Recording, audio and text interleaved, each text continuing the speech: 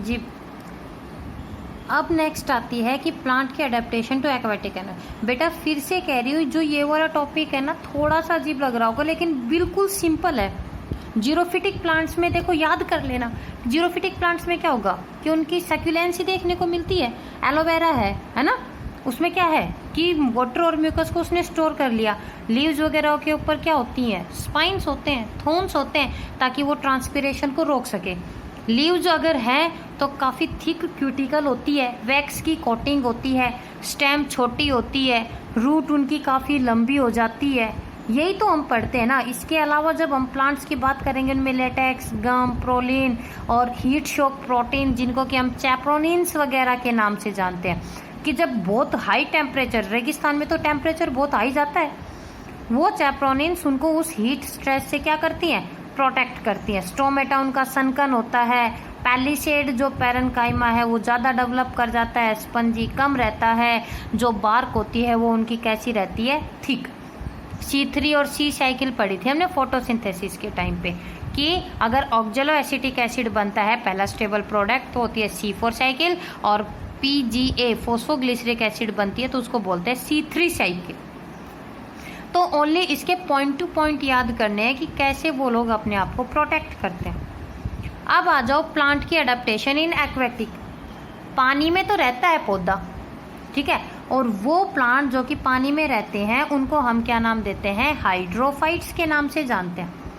Hydrophytes कई type के होते हैं, डूबे हुए, सस्पेंडेड जो घूमते रहते हैं, फ्लोट करते हैं, फ्लोटिंग लीव्ड एंकर्ड, फ्लोट करते हैं लेकिन उनको एनकरेज, उनको सपोर्ट कौन दे रही है, उनकी लीव्स, एंड एमरजेंट हाइड्रोफाइट्स ऊपर भी हैं और वैसे भी। तो कहता है कि क्या कुछ कैरेक्टरिस्टिक्स होते हैं हाइड्रोफाइट्स के। जीरोफाइट्स के पढ़ लिए, अब हम बात करते हैं हाइड्रोफाइट्स की, कि जो ये हाइड्रोफाइट्स रहते हैं इनके ऊपर म्यूसिलेज की लेयर है ताकि एपीफाइट से अपने आप को बचा सके। एपीफाइट, एक के ऊपर दूसरा ऑर्गेनिज्म ग्रो कर जाता है। क्या, मान लो प्लांट है, प्लांट के ऊपर स्पेस के लिए जब कोई और ग्रो कर जाए तो उस कंडीशन को बोलते हैं एपीफिटिक कंडीशन। तो उनके ऊपर म्यूसिलेज की लेयर रहती है ताकि एपीफाइट्स वगैरह उनके ऊपर ग्रो ना कर सके। रूट्स वगैरह कईयों में नहीं देखने को मिलते, जैसे यूट्रिकुलेरिया, वोल्फिया वगैरह है, उनमें तो रूट्स होती नहीं।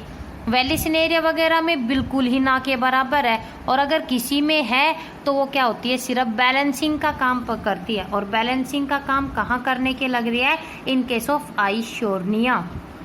क्लियर। रूट हेयर्स या तो अब्सेंट होते हैं या होते ही नहीं, या फिर बहुत कम होते हैं, और रूट कैप की जगह आ जाती हैं root pockets. Clear. Root cap की जगह कौन आ जाती है बेटा, रूट पॉकेट्स आ जाती हैं। मैकेनिकल टिश्यू इनके पास होता नहीं। जाइलम भी पुअरली डेवलप्ड है। एरेनकाइमा ना, पैरेनकाइमा मॉडिफाई हो जाता है बायोन्सी प्रोवाइड करने के लिए, और उसको हम बोलते हैं एरेनकाइमा। इन्फ्लेटेड ऑर्गन, फूले हुए ऑर्गन्स रहते हैं इनकी बॉडी के अंदर, जिसकी वजह से क्या करते हैं, फ्लोट करते हैं। लीव्स की जब हम बात करेंगे, थिन है, स्मॉल होती है, और फाइनली डाइसेक्टेड। जब फ्लोटिंग लीव्स की हम बात करते हैं वो काफ़ी लार्ज साइज की है। स्टोमेटा होता है, और वैक्स की क्या होती है बेटा, कोटिंग देखने को मिलती है। क्लियर। तो देखो इसके भी कितने सिंपल है, डायरेक्टेड है। अब हम बात करते हैं उन प्लांट की जो कि सलाइन एनवायरनमेंट में रहते हैं, यानी कि नमकीन पानी में, और ऐसे प्लांट्स को हम बोलते हैं हेलोफाइट्स। ये टर्म्स इंपॉर्टेंट है, जीरोफाइट, ठीक है, हाइड्रोफाइट, हेलोफाइट, वो वाले प्लांट्स जो कि सोल्ट को एक हाई मीडियम तक क्या कर सकते हैं, टॉलरेट कर सकते हैं, हम उनको बोलते हैं halophytes. Saline soil, mangroves, coastal और टाइडल मार्शिज वगैरह के अंदर ये क्या करते हैं, ग्रो करते हैं। इनका जो ऑस्मेटिक प्रेशर होता है वो काफ़ी हाई होता है बेटा। सक्यूलेंस, वही सक्यूलेंस का मतलब है कि वाटर और म्यूकस भी इनके पास क्या रहता है, स्टोर रहता है। कुछ सलाइन सोइल के ऐसे रहते हैं जो कि जीरोफाइट्स वाले कैरेक्टर को ही शो करते हैं। कैसे, they have succulence in leaves, stem और बोथ, कि कुछ ऐसे रहते हैं जो कि अपनी लीफ, स्टेम या दोनों के अंदर ही वाटर और म्यूकस को क्या कर लेते हैं, स्टोर कर लेते हैं।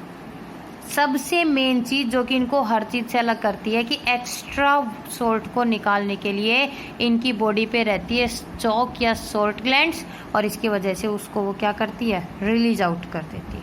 क्यूटिकल थिक है, स्टोमेटा सनकन होता है, एंथोसाइनिन पिगमेंट्स वगैरह, टैनिन्स वगैरह इनके पास क्या रहते हैं बेटा, प्रेजेंट रहते हैं। प्रोलिन और बाकी के जो ऑर्गेनिक सॉल्यूट्स वगैरह है वो भी देखने को मिलते हैं। मैनग्रोव्स वो प्लांट जो कि सी शोर के पास प्रेजेंट होते हैं। न्यूमेटोफोर्स आई थी +1 में हमने की थी, याद है कि हमने लेंटिल्स वगैरह का भी नाम पढ़ा था। कई सारी ऐसी चीज़ें हैं इस वाले चैप्टर में जो कि हमने +1 में पढ़ी थी, है ना, कि लेंटिल्स रहते हैं बार्क के ऊपर छोटे छोटे पोर जो कि गैस एक्सचेंज के अंदर भी हेल्प करते हैं। कुछ प्लांट्स ऐसे रहते हैं नेगेटिवली, देखो जड़ नीचे जाएगी फिर ऊपर की तरफ निकलती है ना, जिनको कि हम बोलते हैं न्यूमेटोफोर्स, और इन न्यूमेटोफोर्स के ऊपर होते हैं वो लेंटिल्स जो कि किस में हेल्प करते हैं, गैस एक्सचेंज के अंदर हेल्प करते हैं। सीडलिंग्स वगैरह इनकी ग्रो कर जाती है। लास्ट आता है plant adaptation to oligotrophic soil, यानी कि वो सॉइल जहाँ पर न्यूट्रिएंट्स बहुत कम होते हैं उसको बोलते हैं ओलिगोट्रॉफिक सॉइल। क्लियर। और इस टाइप की जब हम सॉइल की बात करेंगे तो ये मोस्टली हमें ट्रॉपिकल रेन फॉरेस्ट वगैरह के अंदर भी देखने को मिलती है। टॉप सॉइल थोड़ी कम होती है, सब सॉइल जो नीचे वाली रहती हैं वो काफ़ी डेंस है, जहाँ पर क्ले होती है, आयरन एल्यूमिनियम कंपाउंड्स वगैरह देखने को मिलते हैं। तो इस टाइप के जो प्लांट्स रहते हैं वहाँ पर हमें माइकोराइजा देखने को मिलता है। याद आया, फंगस और प्लांट रूट का जो एसोसिएशन होता है, एक म्यूचुअल एसोसिएशन, उसको हम नाम देते हैं बेटा माइकोराइजा। अगर इस माइकोराइजा की बात करें, +1 में जाना, फंगस वाले चैप्टर निकालना, और उसका लास्ट टॉपिक था माइकोराइजा, म्यूचुअल एसोसिएशन, जहाँ पर दो लोग एक दूसरे को फायदा पहुँचाते हैं एक दूसरे के साथ रह के। अगर जो फंगस है वो उसकी बॉडी के अंदर चली गई तो उसको बोलते हैं एंडोमाइकोराइजा, और अगर बाहर है तो उसको बोलते हैं एक्टोमाइकोराइजा। हमारे 3rd चैप्टर में भी आ चुका है ये, तो आप लोग आराम से कर सकते हो। प्लांट अडेप्टेशन के बाद में हम बात करते हैं एनिमल्स अडेप्टेशंस, कि सिर्फ जो अडेप्टेशंस रहती है वो प्लांट शो नहीं करते, एनिमल्स भी। तो सबसे पहले बात आती है कि जो एनिमल्स होते हैं वो अडेप्टेशन शो ही क्यों करते हैं, क्योंकि उनकी जो फूड की हैबिट है अलग अलग है। कोई हर्बीवोर है, कोई कार्निवोर है, किसी को अपने आप प्रीडेटर से बचाना है, किसी को अपने आप को छिपाना है, स्ट्रक्चरल और बिहेवियरल अडेप्टेशन। कोई अपने मेल पार्टनर को अपनी तरफ अट्रैक्ट करता है ना, कोई फीमेल पार्टनर को अपनी तरफ अट्रैक्ट करता है, कोई किसी चीज़ से अपने आप को प्रोटेक्ट करने के लिए जा रहा है, कोई ऐसा भी है जो कि अनफेवरेबल एनवायरमेंटल कंडीशन से अपने आप को प्रोटेक्ट करने के लिए जाता है। तो सबसे पहले जो ये अडेप्टेशंस आती है एनिमल्स की, उसमें आती है माइग्रेशन, वही कि एक ऐसी मूवमेंट या कि वो अपनी जगह से जाएंगे और वापस आते हैं। That means the two way movement of animal, ठीक है, from one place to the other. तो 3 टाइप की होती है, देखो, डेली खाना खाने के लिए गए और वापस आ गए। सीजनल, कि जब कोई अनफेवरेबल स्ट्रेसफुल कंडीशन हुई तो वो लोग एक जगह से दूसरी जगह जब मूव कर जाते हैं। आर्टिक टर्न वगैरह का एग्जाम्पल बताया था कि वो लोग एक से दूसरी कंट्री में मूव कर जाती हैं। और तीसरी रहती है बेटा पीरियोडिक का मतलब कि एक पर्टिकुलर टाइम ऐसा आता है कि जब कुछ एनिमल्स ऐसे रहते हैं जो कि क्या कर जाते हैं, मूव कर जाते हैं। लोकस्ट वगैरह, LOCUSTS, लोकस्ट, जब अचानक में जब बारिश होती है, जब रुकती है, तब देखना वो जो वाइट लोकस्ट होते हैं सडनली कितने बढ़ जाते हैं, लेकिन फिर बाद में वो सारे के सारे क्या होने लग जाते हैं, ख़त्म होने लग जाते हैं। वही होती है बेटा पीरियोडिक, कि जो लार्ज पॉपुलेशन है वो फीडिंग ग्राउंड्स वगैरह ढूंढने के लिए क्या कर जाती है, मूव कर जाती है। नेक्स्ट जो अडेप्टेशन आती है उसको हम बोलते हैं कैमोफ्लेज। कैमोफ्लेज काफ़ी सिंपल है, अपने आप को छिपाना, blend it self with the surrounding, है ना, कि कई सारे इंसेक्ट, कई सारे एनिमल्स ऐसे रहते हैं कि वो जब छिपते हैं तो पता नहीं चलता कि एक्चुअल में कौन है।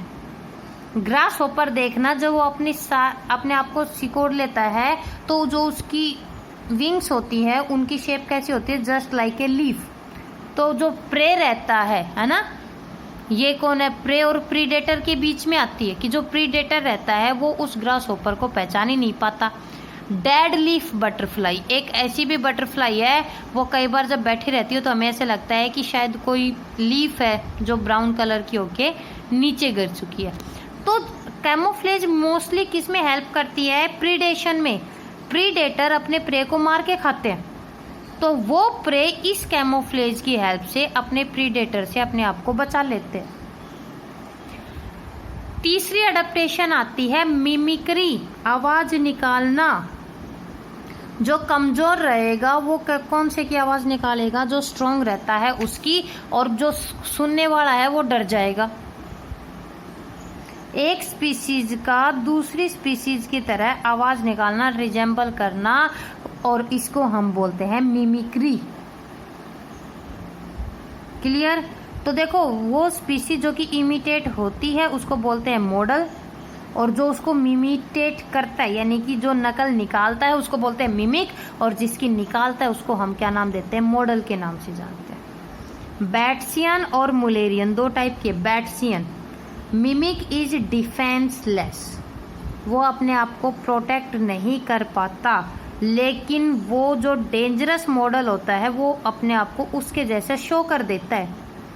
जैसे विक्टोरिया बटरफ्लाई है, वो किसके जैसे शो होती है, किसके जैसे आवाज निकालेगी, मोनार्क बटरफ्लाई की तरह, जो कि टॉक्सिन को रिलीज करती है और उसकी आवाज बड़ी भयंकर है कि प्रीडेटर सुनते ही भाग जाता है।